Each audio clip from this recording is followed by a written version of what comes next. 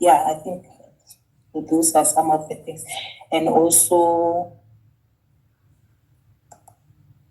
yeah, I think those are a few that I can really recall. Okay, great. The issue of the niche as well. Yeah. That you need to know your niche, and then yeah. Yeah. Yeah. And then what is also the difference between a trainer and a facilitator? Mm-hmm. Do you guys remember that? Yeah.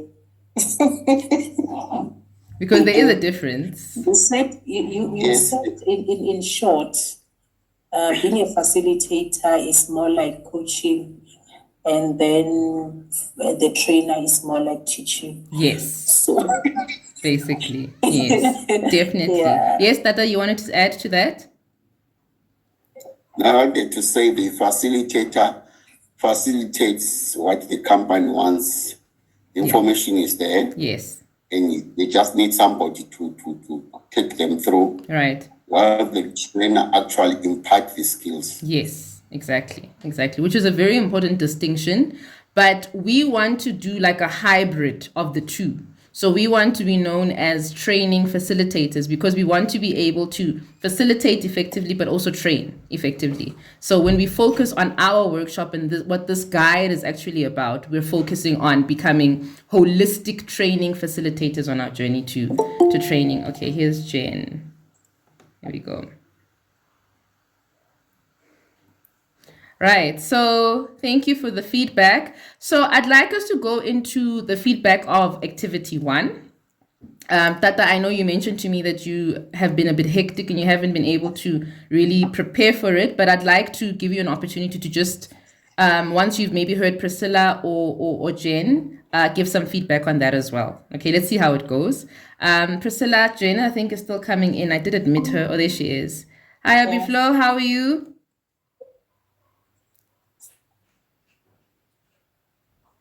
Hello? I think your microphone is on mute.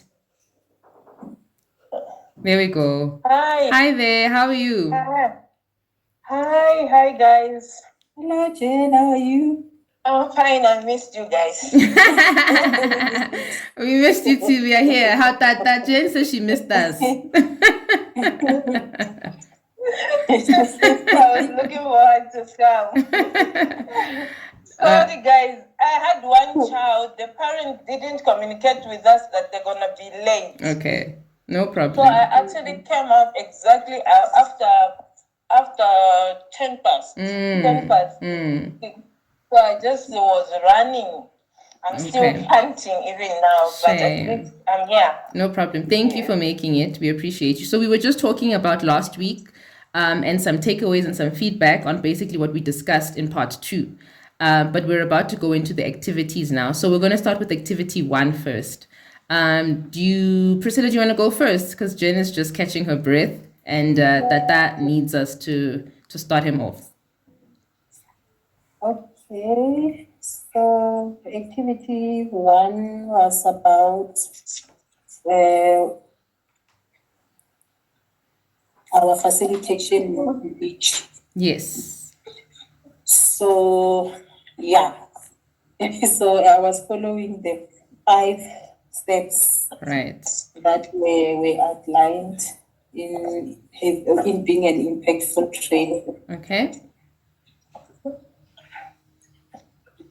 So the first one is not about you. Good. So what I wrote under that was that number 1, the group of my niche. Yeah. Let me start. Yes.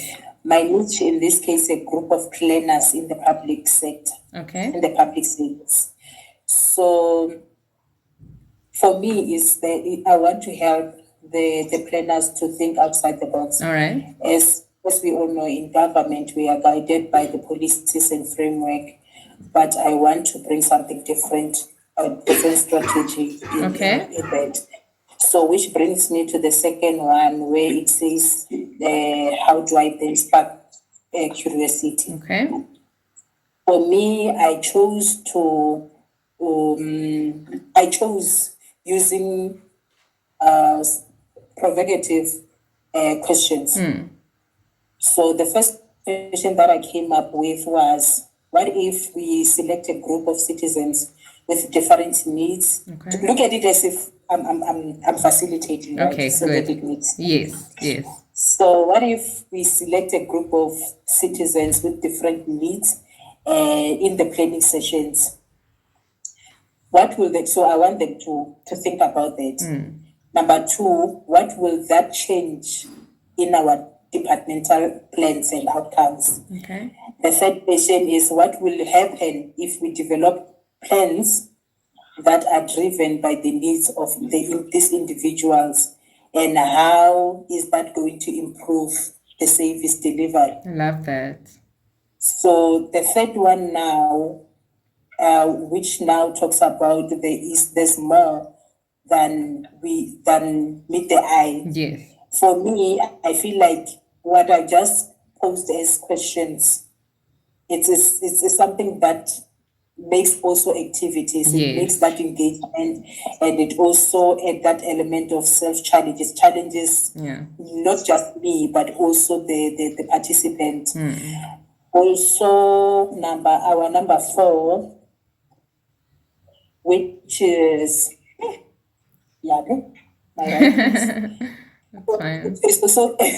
So that also talks to the challenges that they are to number 4, which talks about challenging them to do more, to be more. So for me, that posing those questions, it makes you think beyond just government. Yes. Think citizens, think the problems out there. When you are planning, think of how their problems or their needs can find expression in our plans. Yeah. Then we have number 5, where you encourage them to share. Okay. Obviously, like you are doing, we are sharing now. Yes. Because it's the step number 5. So that by itself, asking those questions, it makes them also to share. Yes, definitely. Come up with their ideas. Try to make the whole session interactive and all that. For me, that's how I came up with this, with my niche. Nice. I love it. I love it. And I love what you said about, especially in your industry where government is concerned.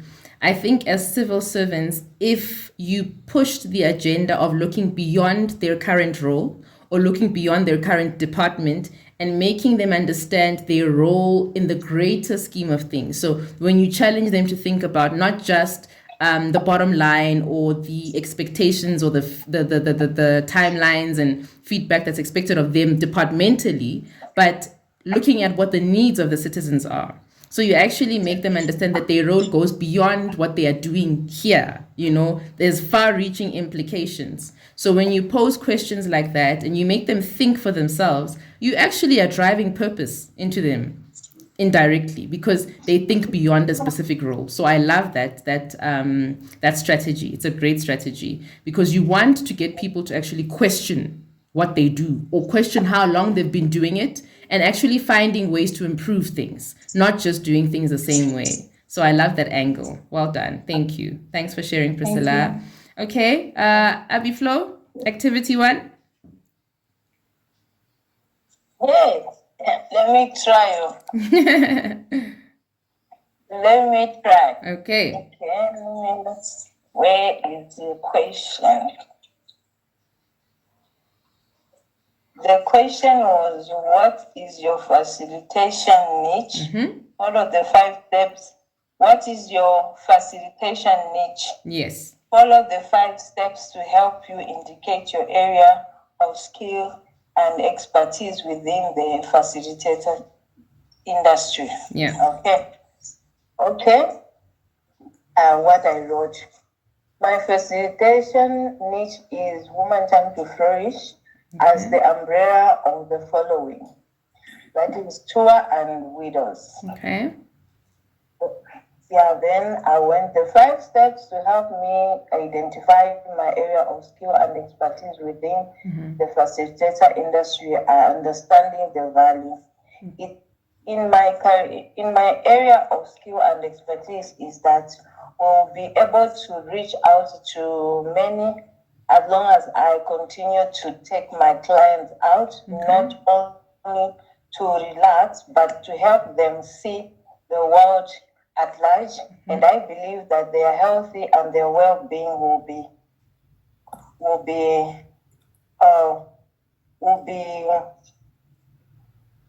be reached. Okay. You know what I was trying to write here. And then few of the no, I missed out something.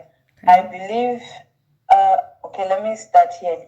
In my area of skill and expertise is that we'll be able to reach out to many as long as I continue to take my clients out, not only to relax, but help them see the world and to see the world at large and believe in themselves. And by so doing, they will be relaxing and reaching out their well-being.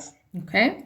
At the same time, whilst we have gone out, I'll be able to motivate them to lead them in the right way of how to relax themselves, and they will have a good health. Okay, great.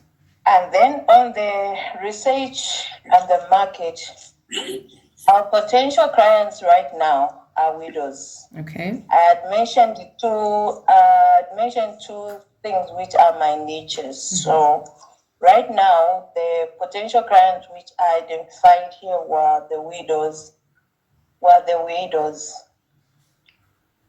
group of widows. I will reach out to the organization, whether they are single or individuals, so that we'll be able to source out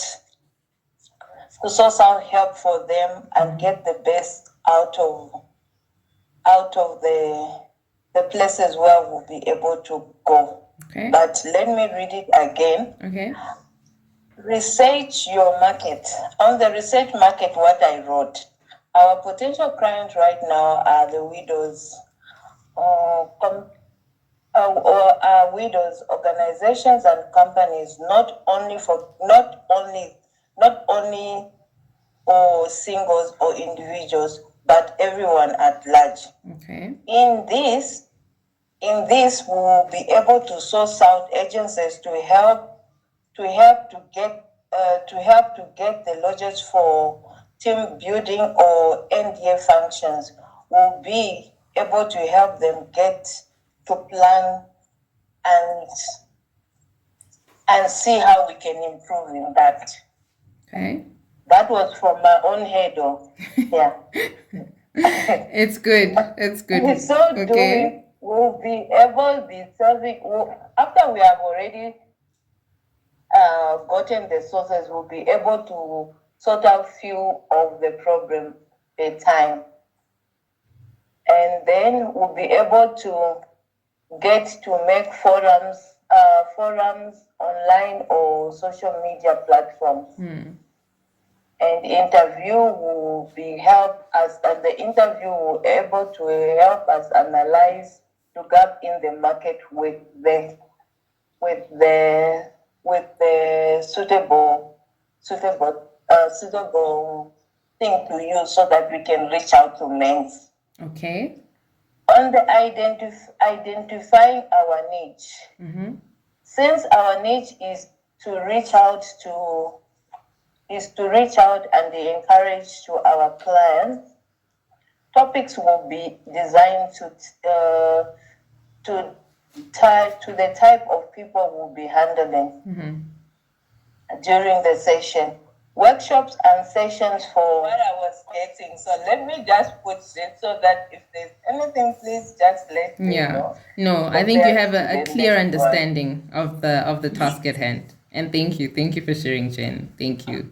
Okay. Thank you so much. Tata, I don't know, based on what you heard from Priscilla and Jen, do you have an input on the activity? Do you have a little bit of, can you put something together in terms of either your niche or your impact of how you're going to tackle the niche or the impact assessment? Yes. what is your facilitation niche? Follow the 5 steps to help identify your area of skills and expertise within the facilitator industry. Yes. Like I said, my niche is the PMs, the project managers.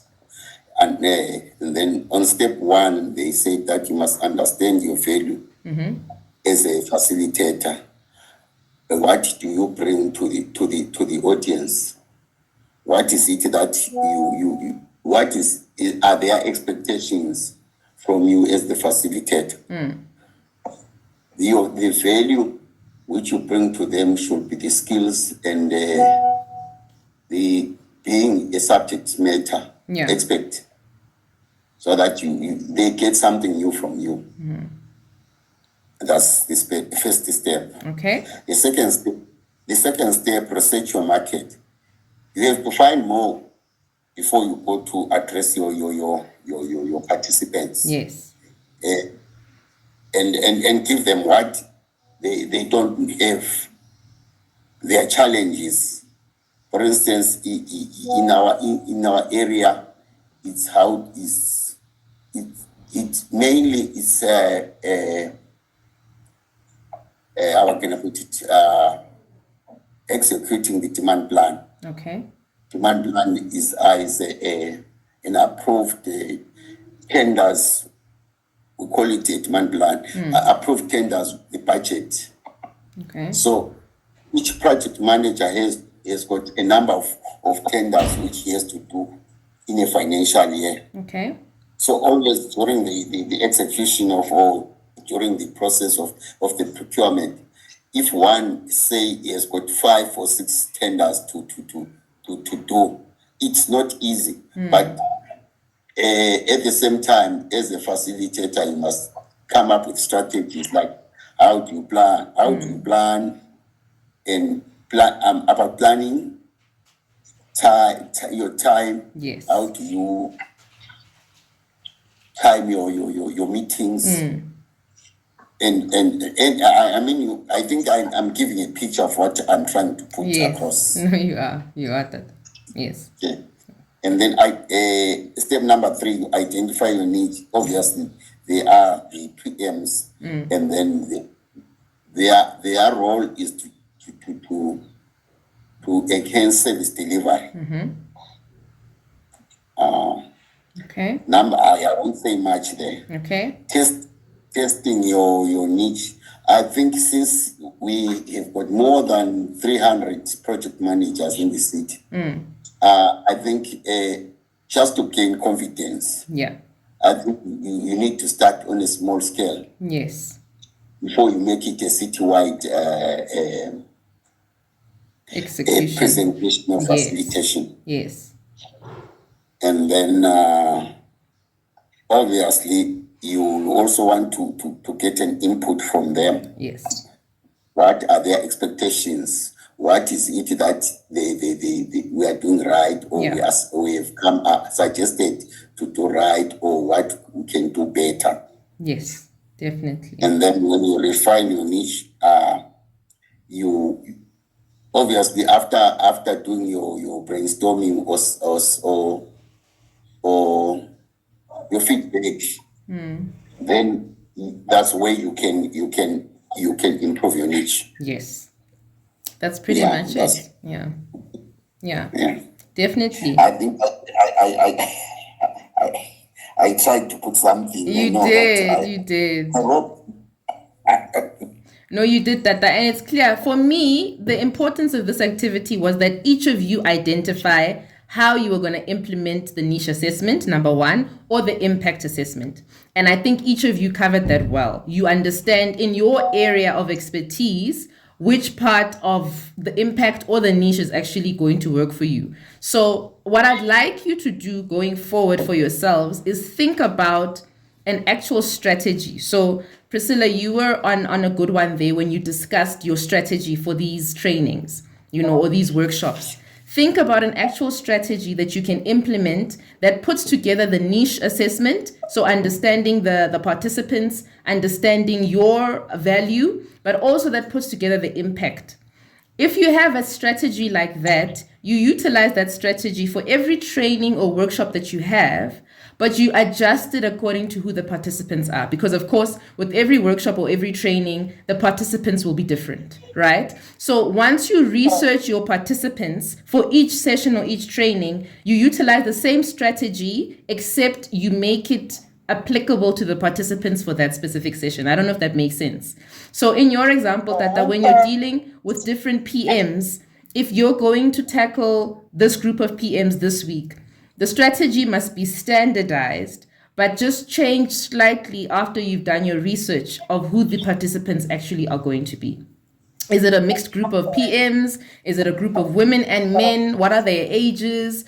What experience do they have? How long have they been in the field? And that's going to help you adjust the strategy slightly. But for me, what was important that you all take away from this activity was understanding your value, understanding the research that must be done, understanding the impact of every facilitation that you have.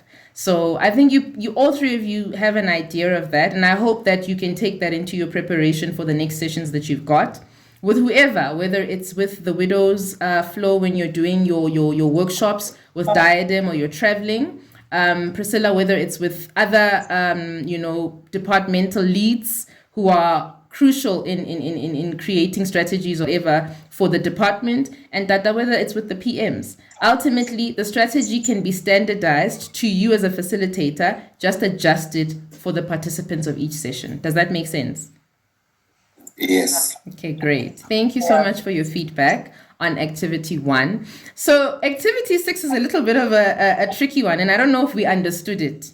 So that's the next feedback that we're going to give now. So for activity 6, the expectation was that you have to introduce a workshop or training on chocolate, right? The focus here, right? So the focus here is to make the session interesting, to captivate your audience. Remember, we were talking about our role as a facilitator, as a motivator, right? So this activity was actually just helping you understand how do you capture your participants from the beginning.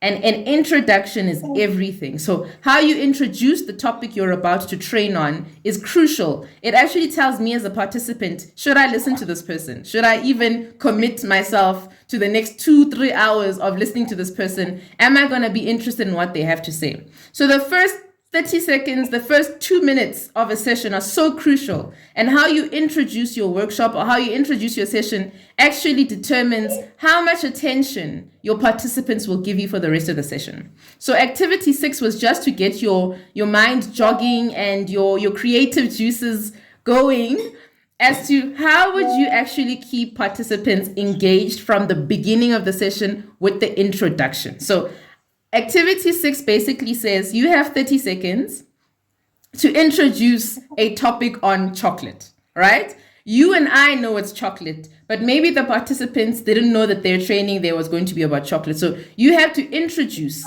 this workshop and you have 30 seconds to capture your participants' attention, your introduction. So that was what activity 6 was about. Do you need a minute just to refine your intro? Because I am excited and I want to hear them. Or are you good to go?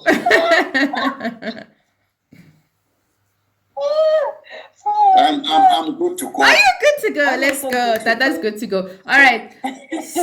Tata, you can go first. You have 30 seconds. Let's go. If the topic would be if men were satisfying like chocolates. Hey, I'm sorry. I'm sorry, Tata. Carry on. So, yeah, Okay. that would be the topic for the workshop. All right, let's go. Obviously, people want to know why Yes. am I wanting to saying that men, if men were satisfying like chocolate. Yes. In every woman's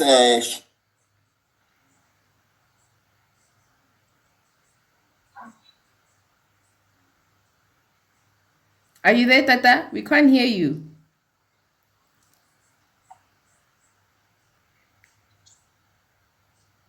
Tata?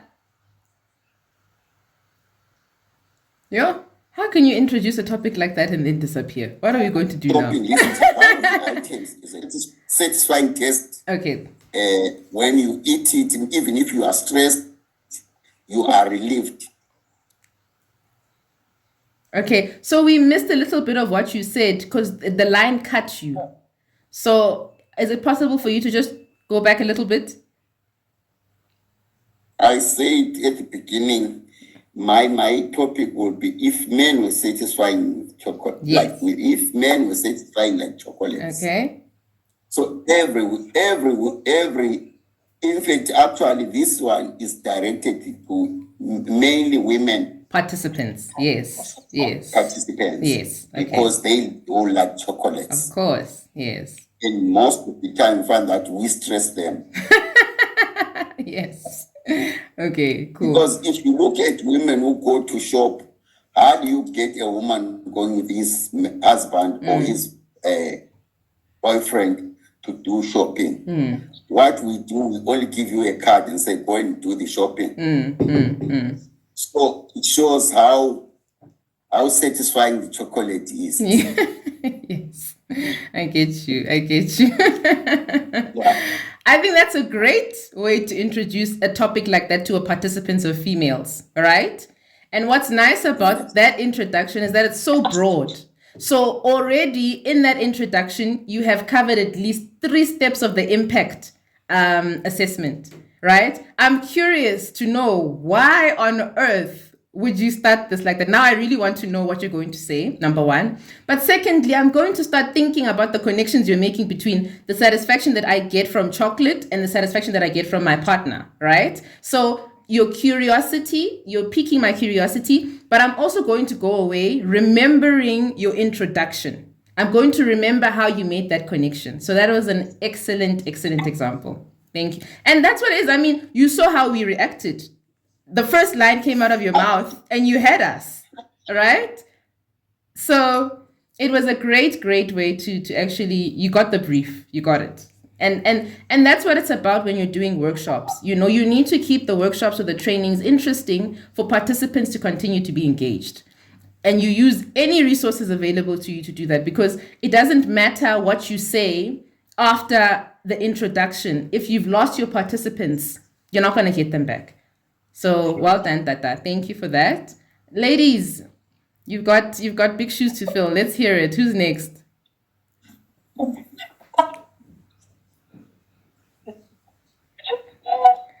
But then go. Come on. I don't want to have to load the gun. Load the I gun. must load the gun. Do it. I mustn't. For the guy. I mustn't put out the gun. Okay, Priscilla, you going? Okay. Yeah. So mine goes. It's a quote. So mine goes. Imagine life without chocolate. When you are down, you crave it. When you are in love, you share it. Today, let's dive into the magic of chocolate. Nice. I love it. I love that. So who do you think your participants would be for an intro like that? So this one for me, when I created it, it's for the it's sort of for it's not just women. Yeah, definitely. It's mixed. people who really it's mixed people. Yes. It can be people who are just chocolate for them Yes. means different things. Yes. So my topic, it's more of saying we are now going to discuss chocolate. Yes. So I love that. look at the world and see what will we be without chocolate. Exactly. Because love we share this thing when we are down, we want a piece of chocolate. You know, Valentine's Days, you share chocolate. Yes. You know, your loved one, when they really feel like, okay, today I feel like, blessing my wife. Yes. I'll pass by the shop and buy chocolate. Chocolate. Yeah. So for me, that's why I made it like that Great. as well. Great. So that they can have that Ne? This the blue one that was the thin chocolate cake. Yes. That is took so much part of our lives Yeah. that we don't even recognize to that level. Yeah. But today this is the topic that we are going to talk about. Love it. So you know what's nice about what you just did? You gave the mandate of the activity. You gave us the intro, but as you continue to discuss it, you also actually gave us an extended introduction. I love how you explained to us why this topic is important. For a person listening to you, you would have just thought, how on earth, it's just chocolate, né? But you broke it down so beautifully to make us understand, it's not just chocolate. It means so much to so many different people. And you got my mind thinking, you got me understanding, wow, chocolate does make a difference, it really does. The world without chocolate, it wouldn't be nice, right? So I really like that you did that. Very, very well done. And I also like the fact that you and Tata spoke to different participants. In Tata's example, you can clearly understand that his participants are female. And in your example, you can clearly understand that it's mixed because it's not a generalized intro, which is great. And if you understand that, you have a great understanding of how to address different participants. Because Tata's introduction would have not worked for men. Because they would have been what is going on here? Why is this man talking to us like that, right? But yours is perfect for both genders, so which is a great distinction. Well done. Thank you for that. All right, you are up, Jen. Okay, all right. About chocolate. Yes. What have I So thank you. You can give yourselves a round of applause. I think that was a great way to start. Thank you for your awesome intro. I just wanted to add actually to what you Sure said. thing. Yes. Just now that even me, when I was listening to Date and my sister, when they were talking, and when I see what I wrote, because I'm actually reading and my handwriting looks like I cannot even read it myself, but I have to look at it properly. Yeah. But I saw from our first activity, I could tell that you can tell that this one is coming in this area, and this one is. Whatever we are learning, I can see it when they are explaining. I can see how they are putting it to it.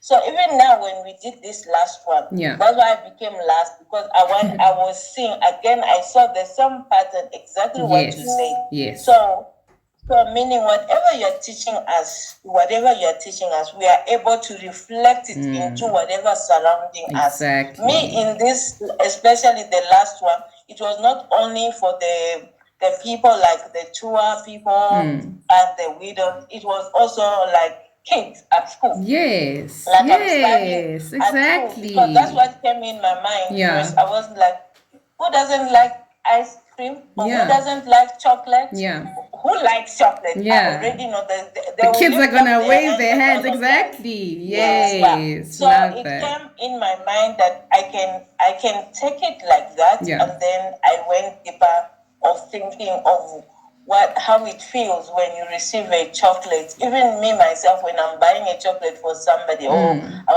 want to buy it for my daughter, I already know how she's gonna feel when she receives it. Yes. Myself and the person I'm giving it to. Yeah. So I just wanted to add on that. That's very very true what you just said. Very true. Very true. Thanks, Jane. I just want to reiterate that our superpower as facilitators or trainer is not what we know, it's who we are, right? If we can bring our personalities to the training room, if we can bring our characters, bring our experience and our expertise in a unique way, we're already doing it right. There's thousands of facilitators in this field. And if we are just mimicking what the books tell us to do, we're failing, right? So don't leave your personality out of your facilitation. Don't leave your jokefulness, your playfulness. Don't leave the things that make you who you are as a person out of your facilitation or your workshops, because that's actually what gives it that edge. That's what makes it different from everybody else, right? So in a world where we're just trying to copycat, now we see our mentors, we see the people we look up to, we see successful facilitators and trainers, and we think, ooh, for me to be more like them, I need to sound like them, I need to come at it. No, not true. Your superpower as a trainer or facilitator is your personhood. It's your authenticness, your genuineness, your personality. If you bring that, that's your value proposition. Bring that to every training and every facilitation, and you'll have impact because you're not trying to be something that you're not. Okay. But thank you so much for those activities. And I think it's a great way for us to step into part 3 of our facilitation workshop, which is public speaking. Right? And let's just take stock. How was this activity for you? How did you feel about it? Because this is actually a good precursor into the part 3, which is public speaking. How did you feel about it? Tata? No, I felt comfortable. Did you? Okay. No, that's great. That's great. We've done our recap. That's fine. We've done our report back. That's also good. Now I have a question for you. Going into public speaking skills as the next part, I'd like each of you to tell me what is your biggest issue with speaking in public, and how do you think it's keeping you from being an effective facilitator or trainer? So when I did appraisal sessions with each of you, well, I didn't do appraisal sessions as such with Priscilla and Jen, but I spoke to you briefly before you started the workshop. And the common thing that came across all 3 of you is that there's an issue speaking in public, generally, whether it was nerves or a lack of confidence or not believing what you say or being worried that things come out the wrong way. So generally speaking, across the group, there is a small issue with public speaking, which is why this section is so important. But I want to know from each of you, what is your biggest issue with public speaking? And how do you think not overcoming that issue is actually keeping you from being a great trainer or facilitator? So for example, for me, one of the things that I still struggle with where public speaking is concerned is the fact that I'm always concerned about what the participants are thinking of me while I'm speaking. It gets so bad sometimes that I actually trip over my words and things like that because I'm concerned that, do they get this? Are they understanding me? Am I saying it in the right way? How are they perceiving me? So participants' perception of me is one of my biggest issues with public speaking. And how is that keeping me from being an effective trainer? Is because if I'm worried about what they are thinking of me during my facilitation or during my training, then I'm not actually training effectively because I'm too much in my head, right? And if I'm in my head too much, I'm not presenting the information correctly, or I could be leaving certain things out. So that's my example. Who would like to go first? Okay, let me say. Okay. Myself, my biggest fear in public speaking was is like I want to talk, but I'm kind of shy. Okay. Yeah, I'm kind of shy, but it doesn't look like I'm shy, but I'm kind of shy myself. I feel like when I'm talking also, it's like, instead of what is she saying now? She looks like she's shy. So it will always like it's ringing in my head. But over the years now, like where I am now, I can see like I've built a bit of confidence in myself. Yes, but that was also part of, I was a bit of shy. I know I can stand and then I'll just say, hey, and then I'll sit down. Yeah. But I'm expected to talk. Yes. But for now, that's why I needed to get into this so that my confidence can be boosted. Yes. So that I know that whatever I am saying here is heard. Yes. That's what that's where I want to find myself, that whatever I say, I'm so convinced. And even that shyness, obviously, when I build that one, it will also help me to say, okay, I've spoken. Great. Yeah. Great so, stuff. But I can see I'm coming right now, but good. I need that to be more. You need to enhance it. So that where I'm, that where I'm going now, like my 2 meetings which I'm going to be having, I'm having one on the 3rd, and the second one on the 29th, and the 29th and 30 are very crucial for me. Okay. So the way I'm going to stand this time, it should be a different. People should even tell. I know they've been telling me, say, woo, but now they will know that I was talking, I was pausing. Awesome. I was looking at the audience, I was seeing. Even if I'm looking on top of their head, but I was looking there. So this is very, very critical Okay. where we are now. Great. Yes. I'm happy to hear that. And I'm hopefully we're going to address the shyness as we go on, right? Thank you. Who would like to go next? What is your issue with public speaking? I think mine, I think it was, I'm saying it in past tense because these few sessions that I had made me realize that what I thought was a major problem for me is not. Fantastic. That's because great. I would get nervous at times. I would be worried about things I shouldn't even be worried about. I'll be worried about the words that I'm going to say, if I'm constructing the sentence correctly, you know, and that will make me look focused. It will also make me my confidence to lower my confidence. Yes. So for me, the things that I used to feel, or you know what, maybe I'm not even pronouncing words right. It was more of English. Yeah. Let me put it that way. And I realized I think the change happened the first time that you spoke to me. When you said to me, it has nothing to do with your sentence, your English, it's none of those. It's you believing in what you are saying. Yeah. So, and that made me realize, well, you know what?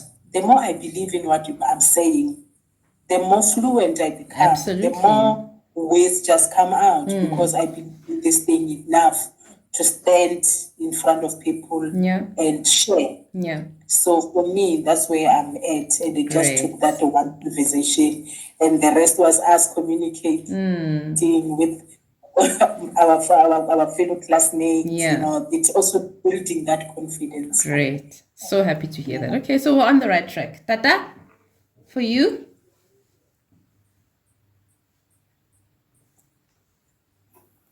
Okay, yeah, mine was more or less the same problem with the colleagues which have just spoken. Mostly, I think it has to do with our background, mostly. How you grew up, and to me, it was maybe it was a blessing in disguise. I grew up under a very abusive stepmother. Okay. So it was not easy. I had a great big time, but my father wanted me to go to school and get education. Even though I could not achieve what he wanted me to do, I had to do it on my own when I was working while studying at the same time. Yeah. Most of the time, you find that maybe Priscilla says something, says exactly what I say something. Yeah. And people seem not to hear what I'm saying. Okay. And Priscilla says the same thing, but they listen to him. It has been a challenge to me. You find that how do I captivate maybe the attention of people who are around me? Yeah. Wow. Sure. And that's an amazing observation to make. And I think it speaks to what the two ladies also said, because the block becomes you. I think as for public speaking, your biggest challenge is yourself. Because if you can get over the challenge of your mind and the challenge of perceptions, you are believable. Do you understand? So if we can get to a place where, as public speakers, whether it's as facilitating or training or just giving a presentation, if we can get to a place where I'm okay knowing that I'm presenting something, your perception is not necessarily important to me in that moment. What's important is the delivery of what I'm saying. And if I believe in what I'm saying because I understand my mandate as a trainer or facilitator or speaker, then what you perceive of me becomes less important. Yeah. So I think the issue for all of us, even me, with what the example that I gave, is this thing that we have in the back of our minds that perhaps somewhere along the line, what we're saying is not enough. How we're saying it is not quite enough. But if we learn to embrace who we are and embrace and do that value proposition, our strengths, work on our strengths or work on understanding our strengths, we'll actually be better public speakers because we believe what we're saying before other people do. And because we believe it, we are believable, you know. So I'm hoping that as we journey and continue to talk about the public speaking skills, that some of those issues will be corrected. But in terms of public speaking, the biggest challenge we have as public speakers is our perception of ourselves. And if that changes, we are actually more impactful as speakers. All right, so thank you for sharing your responses with me. We're going to go into the section 3. So how do we become good public speakers? And there's 7 steps that we need to work on in order to actually achieve this. The first thing that we actually need to do is we need to believe in your ability to speak, right? So first things first, believe in the fact that you are a learned, experienced person, a subject matter expert on the topic you are speaking on. That is the first thing you need to do. If people have called upon you to train or speak or deliver an address or give a presentation, that in itself is an indication that they trust what you have to say. You're an expert in your field. You are studied, you've learned, whether it's supply chain or administration or motivation or economics. If you have been given the opportunity to speak to a group of people, that in itself is an indication that you are trusted to do so. So the main thing that you now have to actually believe is in the fact that you have the ability to speak. And the key thing for this is confidence. So confidence doesn't mean believing that you are great at all things. It doesn't mean believing that you are right at all things. It doesn't mean that when you stand up and address a group of people, you actually start to think, I know everything I'm talking about. No. Confidence is the basic belief in your ability to stand in front of a group of people and speak on a topic. But the beautiful thing about being a facilitator or trainer is that you understand that us speaking in public is not a one-way street. So yes, you are there to address people, but because you are in a room of people where we are generating a flow of conversation, you understand that what you have to say is just as important as what others have to say. And that actually helps build your confidence a lot because you know that you are there to engage. You are there to hear from others and they are there to hear from you.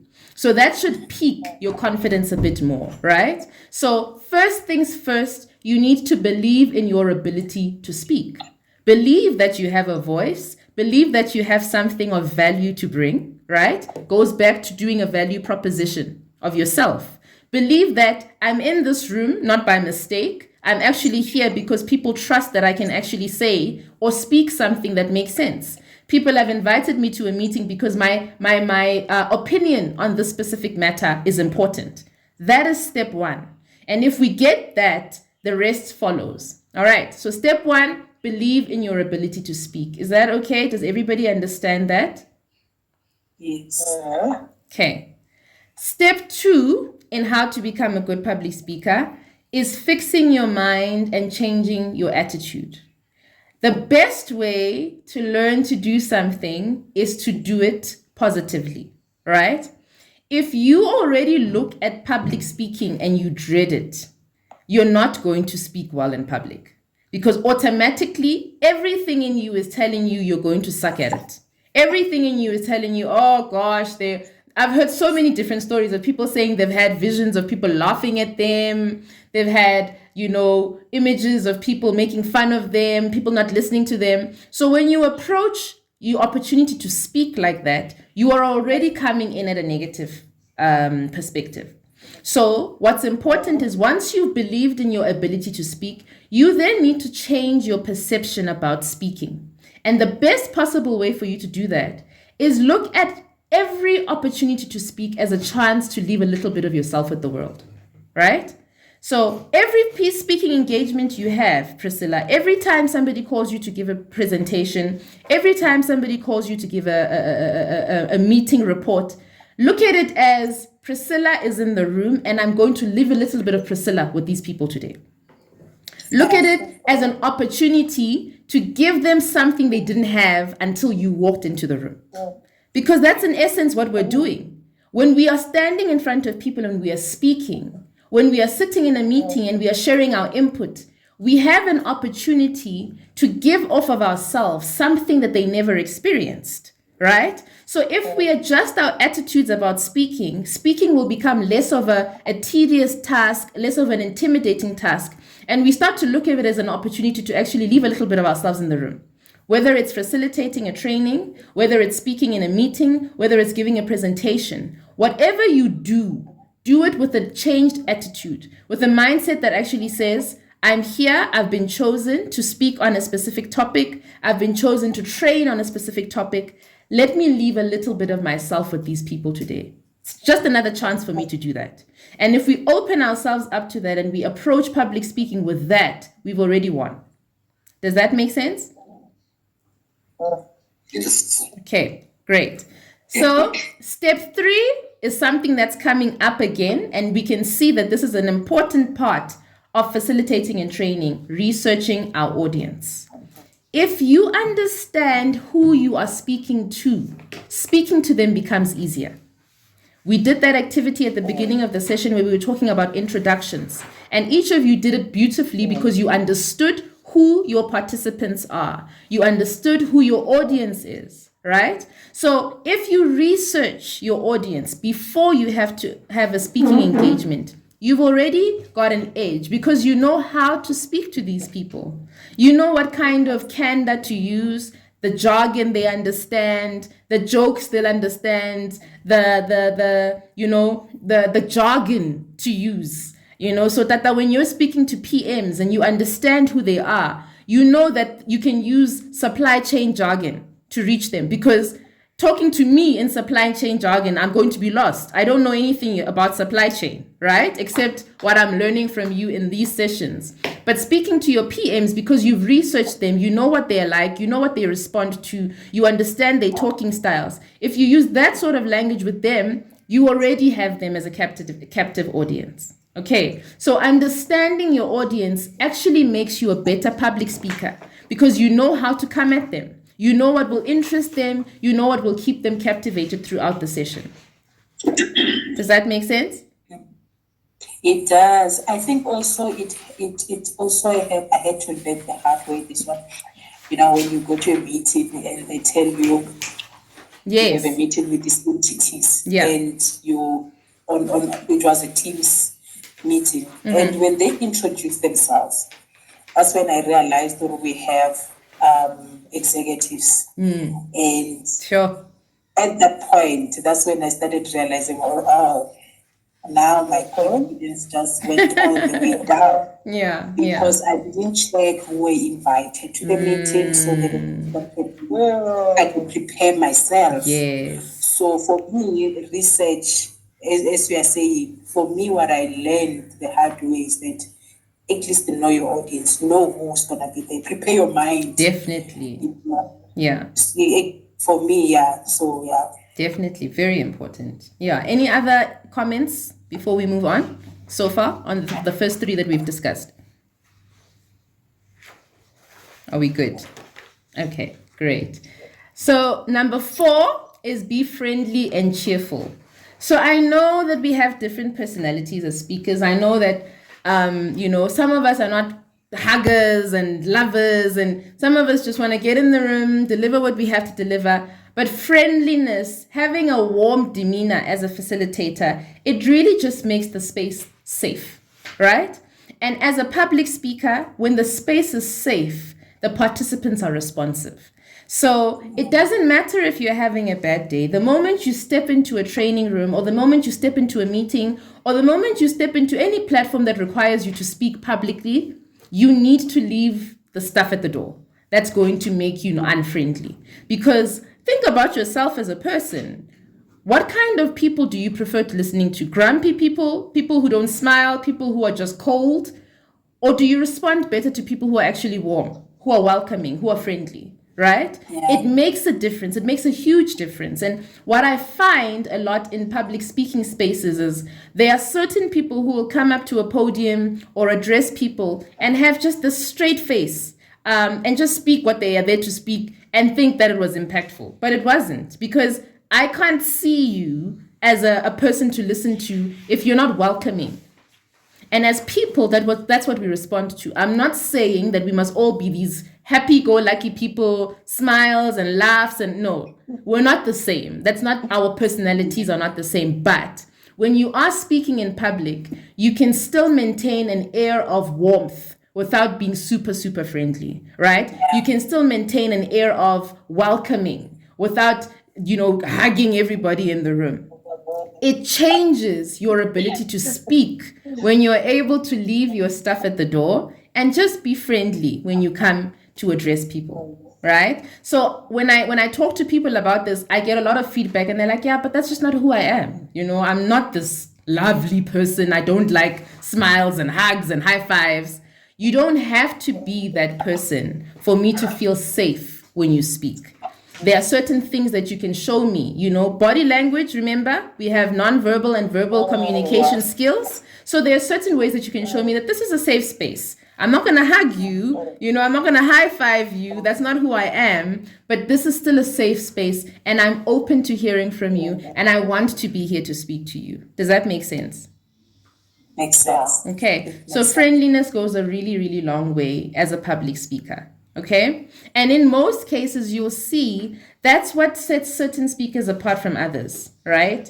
If you're able to, navigate and make a few jokes here and there and just get people to feel warm and welcome versus a speaker who doesn't do that, you can always tell who people respond better to. Okay. And then the fifth thing that we need to understand about public speaking is that practice makes perfect. The worst thing you can do for yourself as a trainer or facilitator is to shy away from public speaking engagements. If you are trying to develop your abilities to speak in public, you need more speaking engagements. Every time someone asks, will you present this meeting, your hand should go up. It shouldn't be this thing of, oh gosh, no, not me. No thanks, no thanks, no. If we are to become better at something, we need to flex that muscle, right? We need to make sure that we are doing it more often so that there are things, remember, it's about testing the niche, right? If you don't test it, you can't refine it.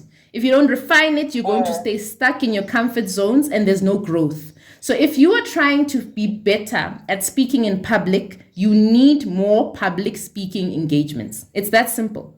Look for any platform to speak, whether it's talking to one person or 3 people or 10 people.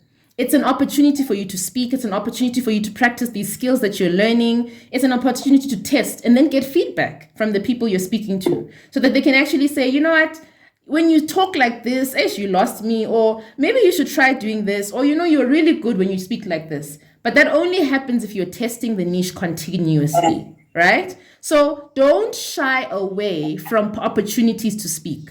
Don't. If that's what you used to do before you became competent and confident, that's not what we do now, right? So now, instead of saying, no, thanks, you can present it, or no, you can give that PM training, or I'll pass, I'll do the next one. We don't do that. Challenge yourself to take on as many speaking engagements as possible. Let these people be sick of you. You know why you're doing it, right? You want to flex that muscle. You want to practice what you are doing as often as possible so that you can be better at it. Is that okay? Does everybody understand that? Yes, but I think Abby's hand is up. Okay. Yes, Abby? Yes, I wanted to say something about what you just spoken on, learning from others, or the last part, this one. Yes. I remember the first time, the reason why I said at least I'm coming right. Yes. I think one day I came from work and then I just heard a voice goes like, can you record? And then I said, record what? He said, can you say something? Can you record like a word? Yeah. And then I said, which word now? So, like I'm interrogating with the Holy Spirit. Yeah. And then I found myself speaking to the Zarephath widow woman. So okay. I don't know the verse by that time. I don't know the verse where it is and all of that. Then I just got it and I recorded a very few words, like, and then the Holy Spirit says, send to 5 people. And then I sent to 5 people. Okay. From there, I got the feedback. Wow, the word was so nice. Yes. You've got such a nice voice. Yeah. Oh, okay. Yeah. All right.